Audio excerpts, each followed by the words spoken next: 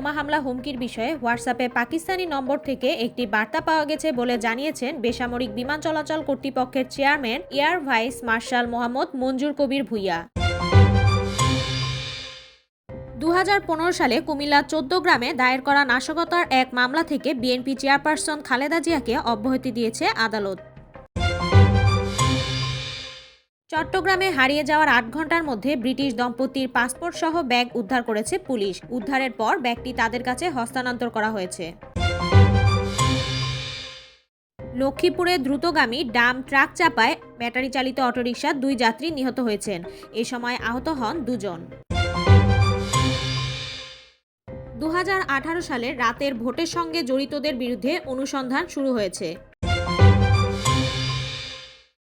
শেখ হাসিনার বিদ্বেষমূলক বক্তব্য প্রচার করলে আইনি ব্যবস্থা নেওয়া হবে বলে জানিয়েছেন চিফ প্রসিকিউটর।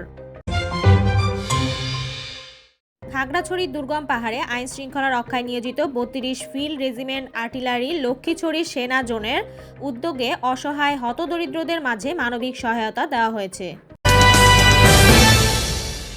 গৃহযুদ্ধের মধ্যে মিয়ানমারের স্বার্থ রক্ষায় তৎপর চীন এবং ভারত।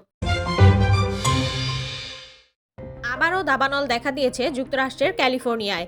অঙ্গরাজ্যটির ওয়েস্ট লাইলাক রোড থেকে শুরু হওয়া এই আগুন স্থানীয় সময় মঙ্গলবার সকালে সান দিয়াগো কাউন্টিতে ছড়িয়ে পড়ে। চ্যাম্পিয়ন্স ট্রফির জার্সি নিয়ে এবার আপত্তি জানিয়েছে ভারত। মূলত চিরপ্রতিদ্বন্দ্বী দেশ পাকিস্তানে এবারের আসর হচ্ছে বলেই এত আপত্তি ভারতের।